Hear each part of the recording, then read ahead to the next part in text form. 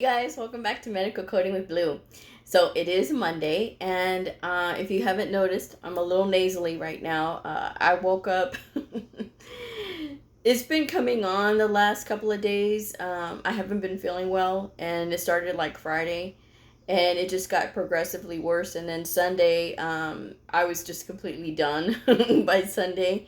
And I think with all the hubbub of the weekend and, everything that I was doing and stuff, I think it just finally caught up to me. And this morning I woke up with a fever and I said, okay, I'm staying home. So I actually didn't even go to work today. So I'm going to talk on this as long as my voice does not give out. But I am feeling a little bit better. It's been NyQuil and cough drops all day long, and it was that all day Sunday in the afternoon when I got in. So I did a lot of running around. I did the cooking and I did the wedding cake, and unfortunately, I did not I did not get a picture of it because it was literally like, those cooking shows where they show that the chefs are, not that I'm calling myself a chef or anything, but you see them and they're running around and everything is last minute. That's literally how it was. So I did not get a picture of the cake, unfortunately, but I did get some pictures of the breakfast that I did for, it was a farewell breakfast that they wanted to have, the couple that I was doing the cake for.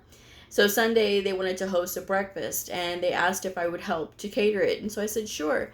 So I made really two delicious egg casseroles, and I had prepared them the night before on Saturday. So by the time I got home from the reception Saturday night, it was about 9 o'clock, and then I had prepared the two egg casseroles. One was ham, egg, and cheese, and then the other one was a vegetarian one that had mushrooms in it. So I'm not one for mushrooms, but I'll tell you what, this one could have definitely turned me. It was so good. It just smelled so delicious. And but I had prepared them the night before because they're the overnight egg casseroles. And so I had done the hash brown casserole as well, which I did not get a picture of, unfortunately. I didn't think about it. But I prepared those and I had baked them. And then as I was baking the hash browns, I did the egg casseroles and got them prepared, put them in the refrigerator, got to bed at 1 o'clock in the morning. And then at 5 o'clock in the morning, I set my alarm to go off the loudest it possibly could because I did not want to oversleep. And I was so scared of that. And like I kept getting up and getting up. And then I got up at 5 o'clock and I put everything in the oven and I made it to my destination at 8 o'clock in the morning. So, and I did everything. I mean, everything was awesome. Everything came out perfectly and everybody loved it. So I was just very happy, and they were complimenting me a lot on the cake too as well. And so I was very excited about that. So very happy that they enjoyed it. But by the time I got home, I think everything just sort of caught up to me, and I started having this little bit of cough, and I got a cough drop, and I took some NyQuil, and I just, started just sleeping just to try to get better. I drank some orange juice. So, but like I said, this morning I got up with a fever, and I'm like, oh no, we're not gonna do that. So like this is like the worst time possible for this to happen because I gotta be in Chicago on Saturday, so but I think I'll be okay by then. Hopefully, this will have already knocked out, and thankfully, I've been staying on top of the NyQuil and cough drops, so hopefully that'll work and knock it out by the weekend. So anyway, but I just wanted to talk today about, because I know it's not Answer Monday, but and I know this isn't really for Q&A Tuesday, these things I'm going to talk about today, but I wanted to talk about them because I got a couple of emails concerning these things over the weekend. And I thought it was a good point to bring up because I have gotten it before, and I've sort of answered their email and, sort of talked about it a little bit with them, and just sort of let it go. But I'm starting to get more of them now. And so I think because my audience is getting bigger, and thank you guys so much. When I see those subscribers numbers going up, I can't tell you how thankful I am. That just makes me feel so good. And I appreciate y'all subscribing and watching and emailing and letting me know what's on your mind. I really appreciate it. Because everything that you guys, the input that you guys give me, it gives me a lot of material for shows, and shows that are interesting to people that are in the field as well, and not just stuff that I'm thinking of, you know. Mm. What a sneeze, and I don't want to sneeze. Okay. Okay, so what I was going to talk about is this. I got a couple of emails, like I said, from couple viewers, and they were saying that they feel like sometimes coders don't want to help them because of their race, you know, and I don't know what race they are, honestly. I couldn't tell by their name. But to me, this is the way I look at it. If you are concerned that, you know, you're not getting any help from your fellow coders because of your race or your gender, um, I want to say this in the most gentle way that I can. Um, you've got to focus on something else other than that. Because for me, I don't see things in race. I don't. I've always been that way. I've never looked at people or treated people differently because of the color of their skin. I don't think that that's right. I think of myself as a very fair and loving person. I treat everybody with kindness, you know, but unless you've hurt me in some way, you know. But I always treat people fairly, you know. I don't let myself get taken advantage of, though. And you know, I've had my situations where, you know, it was very obvious that the person treated me differently because of the color of my skin, but to me that wasn't something that I was upset about, you know. I knew that this person did not have a lot of exposure to people that looked like me, and so I'll give you guys story time. So many moons ago, I was very young, and I was about 19 or 20 at the time, I think. And I was very young. And I used to deliver phone books for a living. Yes, that was actually a thing. Back before all these cell phones and everything came out, you know, there was actually phone books, and I delivered them for a living. And so we would travel around this company that I worked with, and you know, we would all work together, and it was like a traveling circus. It was a lot of fun, and I know, delivering phone books, right? How does that sound fun? But I could tell you guys some stories. Anyway, uh, I spent time in this town in Arkansas, and it was just a small town, and the guy that we had rented the space in his building, um, for some reason he just sort of zeroed in on me, and I was at the table one day, and I was just working on some paperwork and stuff, and he literally came and he sat down right in front of me. He pulled up a chair, sat down in front of me, and looked me square in the face. And so I just sort of looked at him and I said, "Hello, you know, how are you?" And he said, "What part of Mexico are you from?" And I said, "I'm not actually from Mexico. I'm from Texas, you know." And he's like, "Really?" He's like, "You don't even have an accent anymore." And I said, he goes, was it hard for you to learn English?" And I said, and you could hear, like, other people that worked with me, you could hear them gasping in the back, like, "Oh my gosh, she's gonna get mad." But to me, it was just like, you know, he didn't know me. You know, he was an older gentleman. You know, he just didn't have exposure to people that looked like me, and I knew it. You know, so I didn't see a reason to get upset with him. So I said, "I've always spoke English. You know, English is my first language." And he says, "Oh." He goes, "So was it hard when you were learning English?" And I said, "No, sir, I've only spoken English." You know, he's like, "You don't speak Spanish? I thought you spoke Spanish." I said, "My Spanish is very broken. You know, I used to be able to speak it much more better than I do now. Um, when you're not around a lot of people that don't speak it all the time, it's hard to sort of remember it and get in that conversation mode. And I know I should, you know, speak it more. And so, but I've gotten away from it because, like I said, I'm not around a lot of people who speak it anymore. So that's what makes it difficult, you know. But at the time, when I was younger, my Spanish was really broken, and I didn't feel very confident speaking Spanish as well either. And so, you know, we would sit and talk a little bit more, and And he says, well, he said, thank you for answering my questions. And I said, oh, sure, you're welcome, And he said, can I get you something to drink? He said, we have some sodas. And I said, oh yeah, sure, I would love a soda. I would love a Coke. So he went over and he poured me ice in a glass, and he came over and he set it up for me, and he served me a Coke. And you know after that, he made sure to just stop by every day and tell me hello and how was I. And everybody that worked in that building, that was working with the phone books, he did not treat them as he treated me. He treated me very well. I mean, but I was the only one who he had asked, was I from Mexico? What part of Mexico was I from? But he was a very sweet man, and I didn't take it like so bad. You know what I mean? I didn't even take it bad at all, because I knew that he had not had any experience with people that look like me.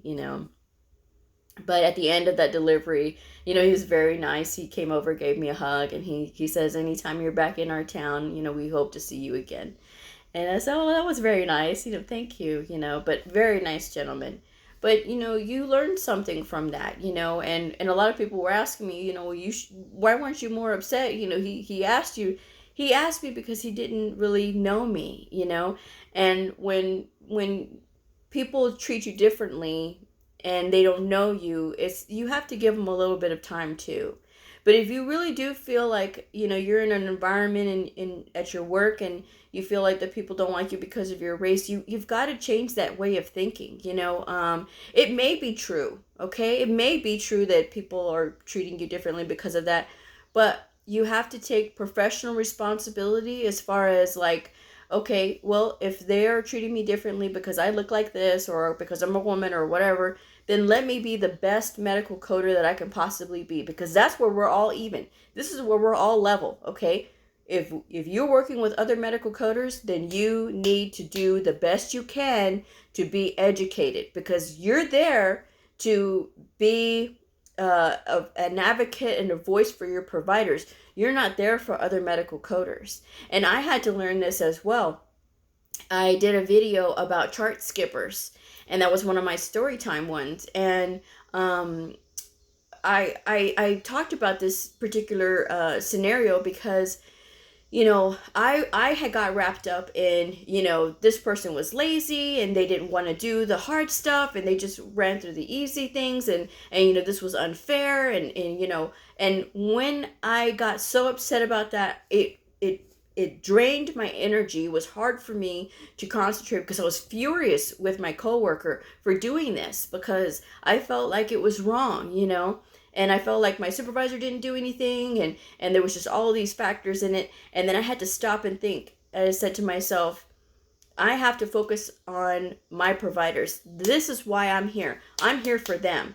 And I can't be the best version of my coding self if I am wrapped up in something else because of this other woman or this other coworker. Okay, I have to focus on what is immediately in front of me, which is I need to get these records done. These providers need to get maximum credit for what they're doing, and I need to make sure that I follow through and do that for them, because that's my job. That's what I do. And when I got that thinking in my head, everything completely turned around. I mean, it just completely change for me. It helped me to focus. I was able to get an astronomical amount of work done in a short amount of time. Not something that is normally possible, but it was possible because I had made it my mission to focus on my providers, and that was what I put my energy on. Not the fact that I had a lazy coworker, or I felt that she was not pulling her share, of the workload. Not that, I felt like I was, inferior or anything like that. No, it was the fact that I needed to make sure that I concentrate on my providers and concentrate on their needs. And it completely changed everything, So if you find yourself that you feel like maybe your fellow coworkers are not embracing you to help you or anything like that, kind of look at it from their point of view as well. Some coders will not help other new coders because they feel that, no one helped them when they first started, so they're not going to help anybody else. And I've heard this before.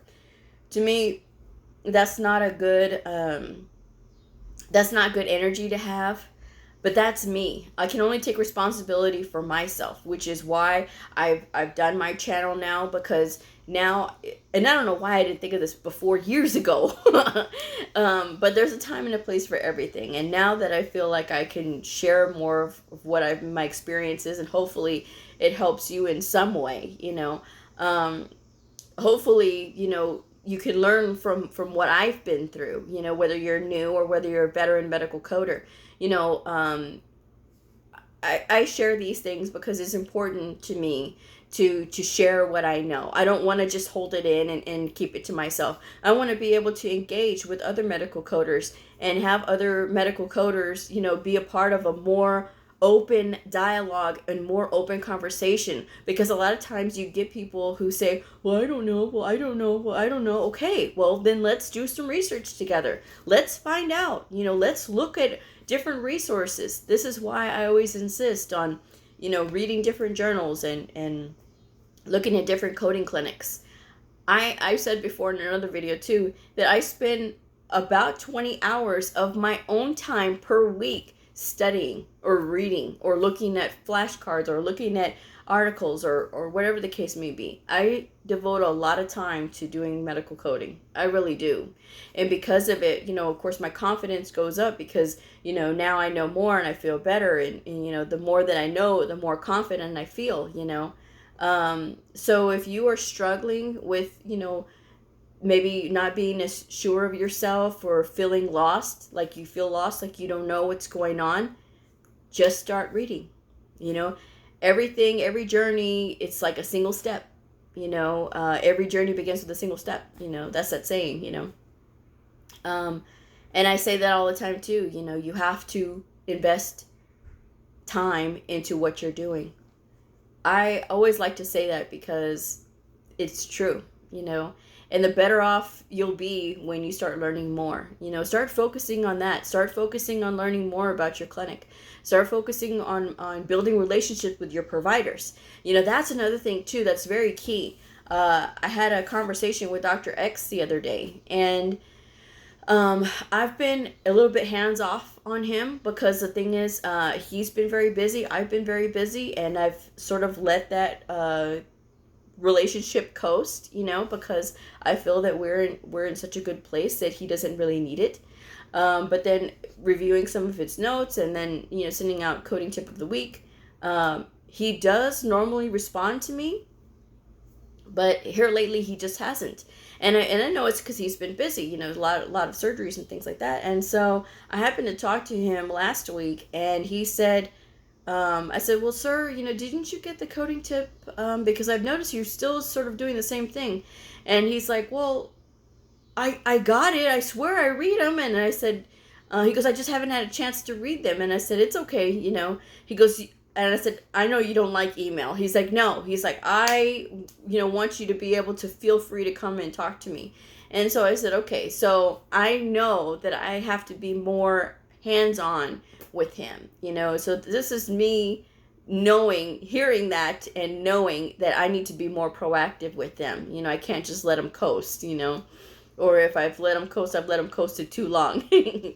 But again, with 21 providers, you've got to delegate your time responsibly. So, but I will make sure that I spend a little bit more time down there and make sure that I get that message across. So, but focus on the main thing I'm trying to say today is, if you're feeling lost, it's natural. Okay, it is totally natural. If you have co-workers that don't want to help you, that's okay. You can look up stuff in the book as well. You can Google. You can do an internet search of whatever your question is. If they don't want to help you, fine. You don't need their help. Come here, ask a question, submit a question. You can, comment below in the comments, or you can shoot me an email. I have my email address always in the description box. It's even on my info page as well.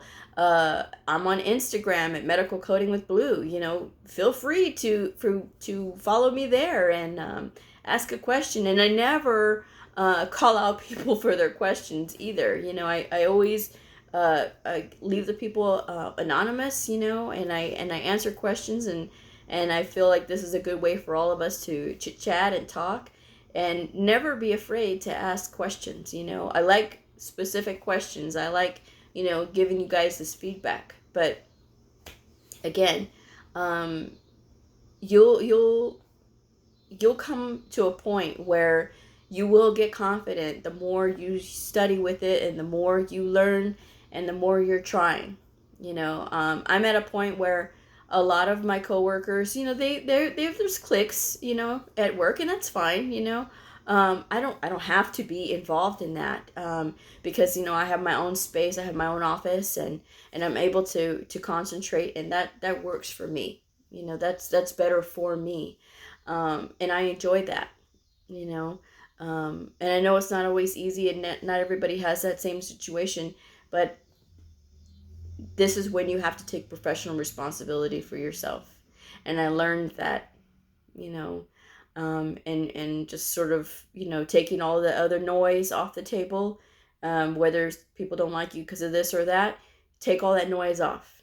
You know, show them what you can do. You know, don't try to showboat, you know, but just show them what you can do, and you can do it quietly.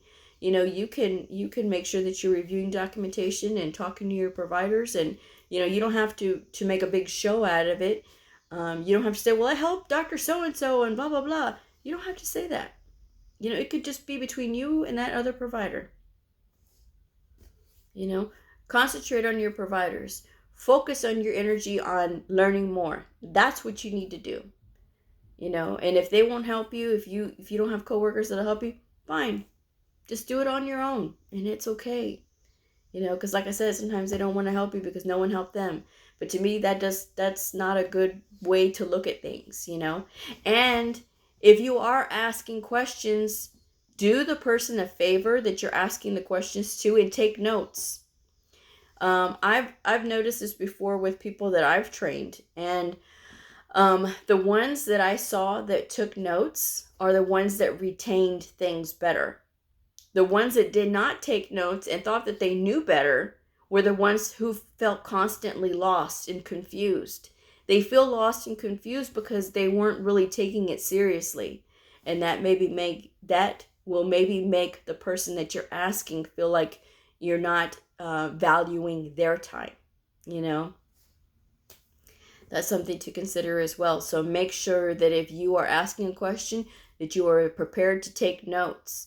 Write stuff down so that way you don't have to keep asking the same question over and again. Now, it's okay to ask the same question a couple times, because it's like first time it doesn't stick, and then the second time you're like, oh yeah, you know. But at the same time, make sure that you are taking notes so that they know that you're taking it seriously. I'm just saying. So I will be back for Q&A Tuesday tomorrow. So if you guys have any questions, there's still time to submit. So let me know what's on your mind. So if you are a medical coder, a medical coding student, I'm getting that scratch. I'm trying not to cough. Somebody curious about the fascinating world of medical coding, a provider or a nurse, I invite you to like and subscribe and follow me on my journey in medical coding. All right, I will see y'all in tomorrow's episode. Bye.